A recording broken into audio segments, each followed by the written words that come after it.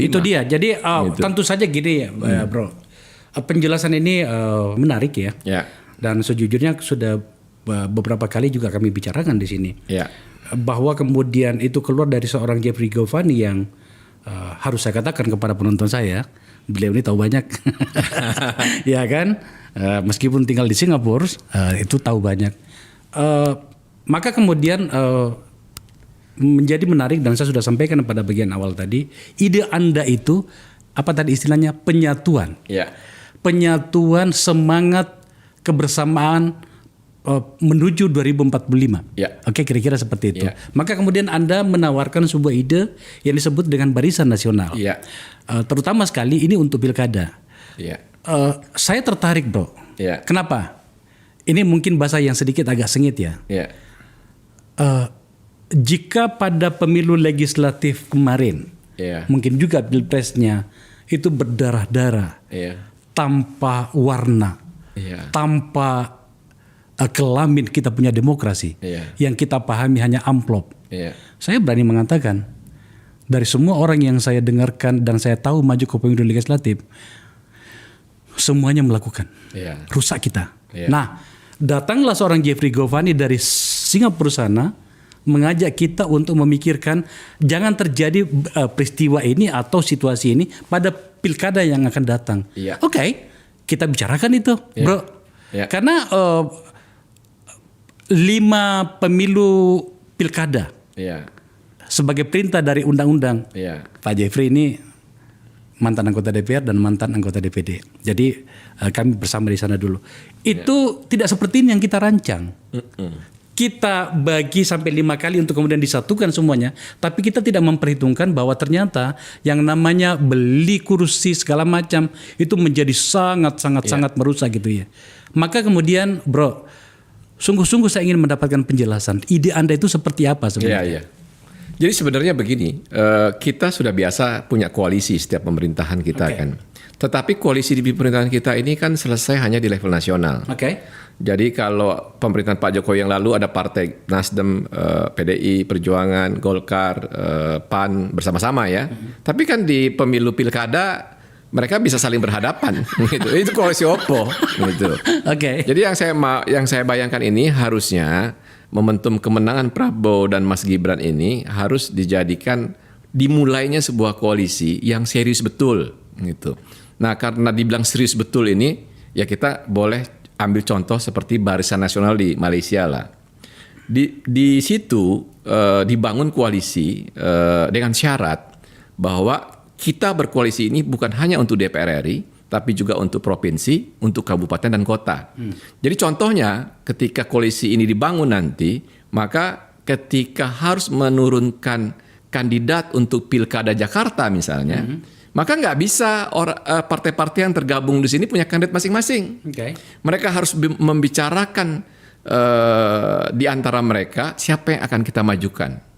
Misalnya mereka sepakat di antara calon-calon yang ada ini dari Golkar, dari Demokrat, dari PAN, dari Nasdem mungkin ikut di dalam koalisi Barisan Nasional itu, dari PKB. Yang paling unggul nih setelah mereka bikin konvensi internal adalah Emil Dardak misalnya. Siapa wakil yang cocok? Si Anu misalnya, gitu. Ya udah, mereka putuskan bahwa kandidat calon gubernur untuk DKI Jakarta November 2024 adalah Emil Dardak. Itu dari Barisan Nasional. Dari Barisan Nasional. Lawannya adalah Barisan Oposisi. Dari Barisan Oposisi. Kira-kira seperti ini. Coba tampilkan. Jadi kalau kita lihat hasil dari pemilu ini ya, ini kan belum selesai, bro. Ini hari ini ini kita gunakan slide dari rencana angket ya. Tapi kita gunakan logika ini. Berarti kalau dari kubu pemerintah atau Barisan Nasional yang merupakan bagian dari pemerintahan itu ada 4 partai. Ada PAN, Golkar, Gerindra, Demokrat dan non parlemen ya. Yang kalau kita lihat hasil pemilu 2019 itu ada PSI, apalagi ada Gelora dan PBB ya. Ini penting karena pada beberapa daerah partai-partai yang non parlemen itu punya kursi di daerah. Kursi juga. Iya. Bahkan kalau saya lihat PSI itu di kabupatennya itu malah di NTT misalnya itu sampai 44 kursi. Iya. Meledak itu. Itu meledak gitu ya. Nah, kalau kita berbicara tentang pilkada, berarti kan mau tidak mau kita harus bicarakan itu. Ya. Oke, dia berada pada klaster Barisan Nasional. Betul. Barisan oposisi atau apapun namanya, atau barisan rakyat atau apa misalnya, inilah dirinya.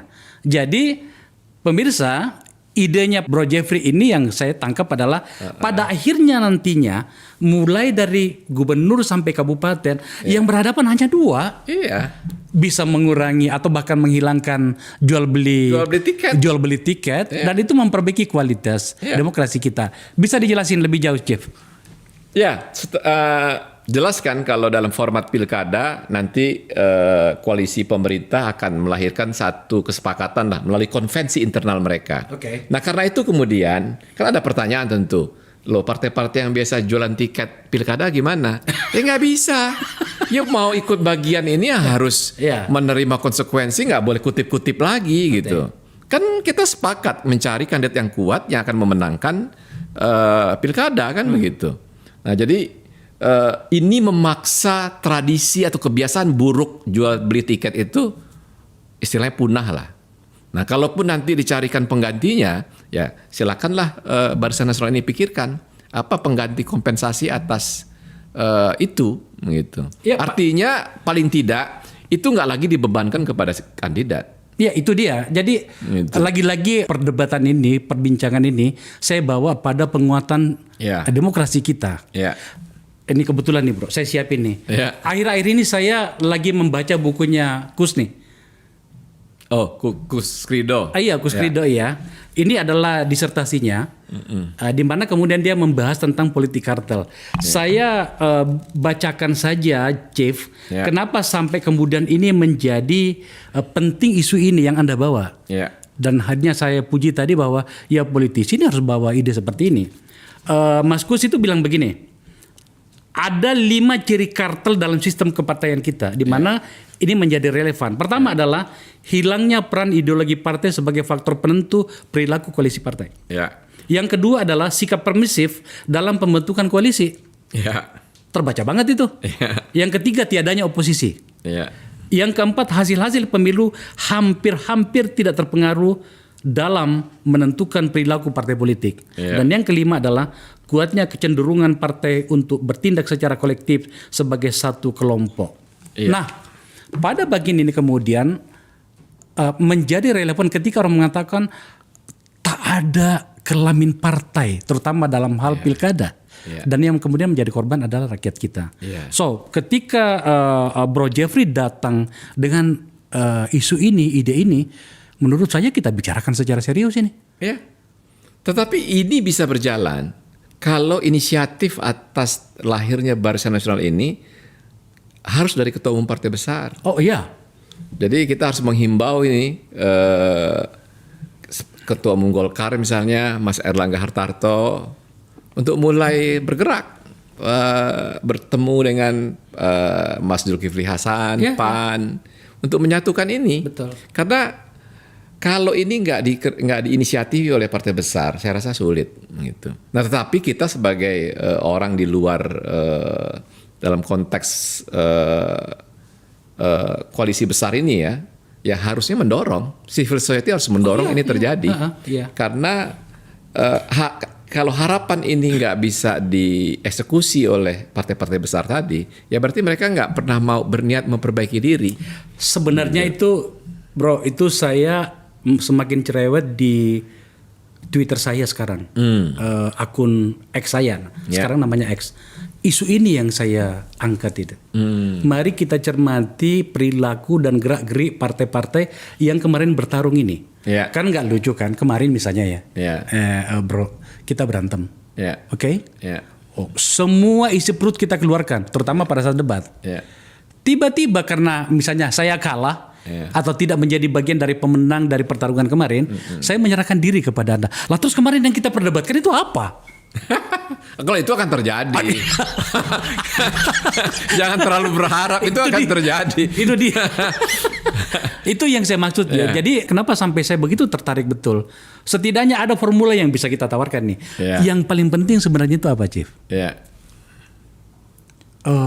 partai-partai ini menawarkan ke kita kecerdasan dalam menawarkan siapa kandidat. Iya. Karena begitu banyak partai, terutama ada harga yang harus dibayar oleh kandidat, maka yang ditawarkan itu sembarang saja. Biasanya yang ditawarkan atau yang mereka ajukan adalah pemilik uang. Maka kemudian dampaknya kerusakan pada civil society. Seperti itukah tujuannya Bro JG menawarkan ini? Iya, saya paling penting bagi saya sebenarnya adalah ini satu contoh ya buat pilkada. Barisan Nasional ini juga akan berguna untuk kan sampai pemerintahan Pak Jokowi berusaha setengah mati mengeluarkan yang namanya Omnibus Law kan. Itu kan karena kesulitan eksekusi kebijakan-kebijakan tentang investasi, tentang menjalankan kepastian hukum. Kan itu semua akhirnya terpaksa harus dibabat itu semua untuk satu mekanisme. Dengan Barisan Nasional ini, itu semua juga bisa diatasi. Misalnya ada hambatan-hambatan daerah dan lain-lain. Kenapa? Karena bupati, wali kota itu inline dia, satu linear ke kekuasaan pusat, begitu. Jadi akan lebih efisien dan lebih efektif bagi pemerintahan Prabowo Gibran nanti memastikan ini terjadi. Jadi harus tegas Pak Prabowo dan Mas Gibran mengatakan kepada partai-partai, kalian kalau mau ikut di pemerintahan, mau menaruh kader kalian menjadi menteri di pemerintahan membantu saya, kalian harus setuju sama kesepakatan Barisan Nasional. Ya harus dipaksa di situ, gitu. Karena saya nggak mau kita berkoalisi di tingkat DPR, tingkat nasional, tapi kemudian kalian biarkan saya diganggu di kabupaten kota yang kalian nggak pernah komit untuk bersama. Betul. Jadi Pak Prabowo dan Mas Gibran harus secara tegas, kalian mau ikut di kabinet? Oke, tapi kita harus bersama-sama membangun Barisan Nasional, dan Barisan Nasional ini dari level nasional sampai ke kabupaten kota. Itu harus jadi syarat sebenarnya. Tapi bro, itu Anda masih bicara tentang Barisan Nasional dalam hal ini adalah pemenang pemerintahan. Ya. Oke. Anda belum menjelaskan kepada saya ini bagaimana yang ada di sisi ini. Memang Bro Akbar, saya ngerti maksud Bro Akbar. Orang-orang yang beradu ini kemudian nggak konsisten gitu kan. Tetapi untuk membangun Barisan Nasional ini menjadi kuat, mau nggak mau juga harus ngambil dari sana. Sulit kalau nggak mereka nggak akan majority. Barisan Nasional ini harus kokoh seperti UMNO seperti Barisan Nasional di Malaysia. Oh, saya setuju kalau misalnya pemerintahan harus kuat. Tapi kalau kemudian ternyata nih misalnya tiba-tiba yang dari sini semuanya pindah ke sana, rusak juga kita. Nggak, mereka harus tinggalkan dong mereka cukup majority aja 60%, 70%, nggak usah pilih aja yang paling cocok buat mereka, dan mau bersedia juga dengan aturan mereka yang ketat tadi itu. Kalian boleh bergabung sama kami, kalian boleh minta call 1-2 menteri di tempat kami, tapi kan harus ikut aturan ini loh, gitu. Pak Prabowo dan Mas Gibran harus konsekuen untuk memberi syarat-syarat yang berat ini. Tapi perlu memang mengambil dari pihak yang kalah. Dari sisi menjaga, karena nggak majority Bro Akbar. Betul. Gitu. Dari sisi menjaga kredibilitas pemerintahan, setidaknya bisa diukur dari jumlah kursi yang lebih banyak, misalnya dari oposan, itu mungkin kita bisa pahami ya. Tetapi juga kalau kemudian terlalu kuat di sini, maka menurut saya tujuan kita membicarakan dan membahas penguatan demokrasi itu tidak akan tercapai, bro. Kalau terlalu kuat juga di sini, di sisi katakanlah Barisan Nasional pemerintahan ya. Nggak, kalau kita bikin seimbang justru nggak jalan lah, Bro Akbar. Tetap harus lebih kuat di penguasa biar bagaimanapun. Tapi yang paling penting kan bukan itu. Paling penting adalah penyatuan mereka itu harus detail sekarang, nggak bisa lagi nggak detail. Kalau itu iya. Artinya kepala daerah kalian nggak bisa macam-macam ya. Kalian harus menyatu sama kami ya. Terus nggak ada lagi kutip-kutipan uang biaya mahar untuk bupati, wali kota dan segala macam ya. Kita sama-sama putuskan ya. Harus begitu. Kalau nggak kalian nggak usah masuk kami gitu loh. Kalau itu setuju, bro. Iya. Tapi yang saya maksud itu begini. Coba kita lebih detail ya. Kalau kemudian ternyata yang tersisa di sisi ini cuma PDIP, nggak bagus bagi kita loh. Anda yakin bahwa yang lainnya itu akan bertahan di sebelah di kubu? Saya yakin Partai Nasdem dan PKB pasti akan pindah ke. Saya yakin ya. Saya naturally saya rasa. Ini yakin atau informasi terbaru buat saya? Oh enggak. Oh, mereka kan punya kekuasaan sendiri menentukan pilihan. Tetapi naturally saya tahu karakter partainya. PKB dari berdiri sampai hari ini nggak pernah jadi oposisi. Nasdem tidak pernah jadi oposisi. Justru yang berpotensi untuk jadi oposisi hanya 2 partai menurut saya. PDIP dengan PKS. PDIP dengan PKS. Gitu. Mereka pernah punya tradisi menjadi oposisi.